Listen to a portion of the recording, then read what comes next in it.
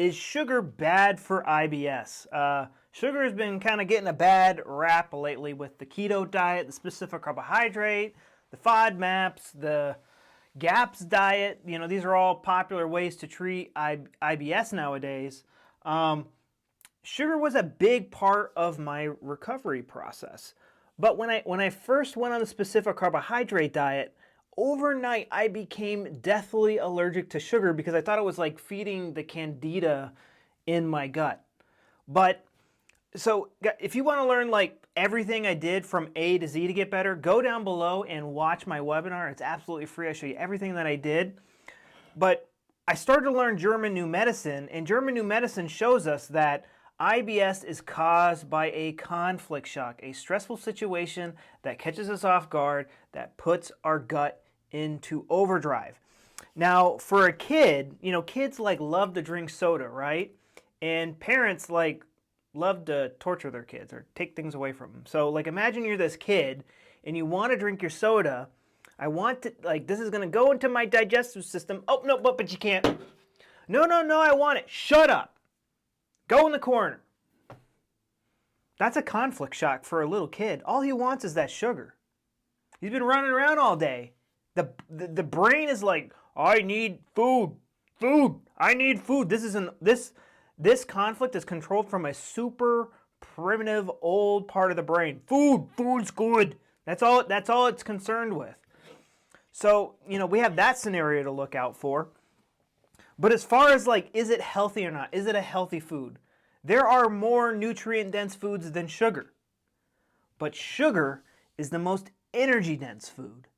And guess what? Somebody at like rest, their body consumes about 2,000 calories a day. A normal person who's healthy. Somebody who's sick, they're burning an extra 500 to 1,000 calories a day. During the conflict active phase, we're developing extra gut cells. That costs calories. We're also stressing out about the problem. That costs calories. What do you mean thinking costs calories? Thinking costs calories. When your computer has to process, when your laptop, when your phone has to process more information, it burns more battery. Our brain's the exact same. Not only are we thinking about more, but the brain is also processing more information on the organ. It's like telling it to do stuff. Then when the conflict gets resolved, we got to get rid of those extra gut cells, which cost calories. Then we got to repair the gut lining, which costs calories. If you have diarrhea, you're losing calories because you're crapping out most of them. The beautiful thing about sugar is like you almost can't crap it out because it gets absorbed in your stomach. Probably it gets absorbed so quickly. Sugar is a great food for IBS because your body is burning through a ton of nutrients.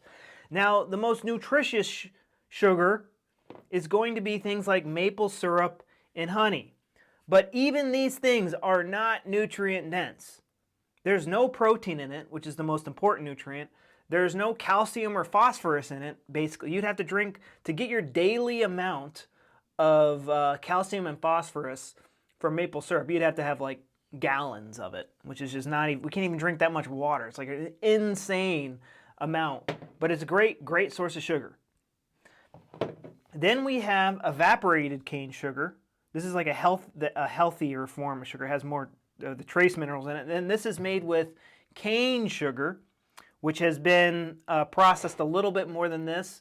I live in America, so I have to deal with that crappy high fructose corn syrup. I hate the taste of it. It tastes awful. In Europe, you guys don't have to deal with that. You know, but even things like candy. If you are in an airport and there's like nothing to eat, I know most airports have some nice things, or maybe you're at a gas station and you're driving, like your brain needs energy to focus and not like crash and burn. It would be better, you would be better off getting some sugar into you than nothing. Especially for those of us recovering from digestive issues because we're already in a calorie deficit as is. Bad foods are not causing your IBS unless you allow it to. Unless the food is a PTSD trigger, is a reminder of the conflict. That's the only way that these would put your gut in and out of overdrive. Or unless when you resolve the conflict, you celebrated with, you know, a can of my favorite lemonade, and then you blame the lemonade when in reality it was resolving the conflict that started your gut symptoms. So this is German New Medicine, what I'm talking about here. And if you want to learn more about this, go watch my webinar below. I go over all the nerdy details. It's free. Just sign up and go watch it. I'll see you guys later.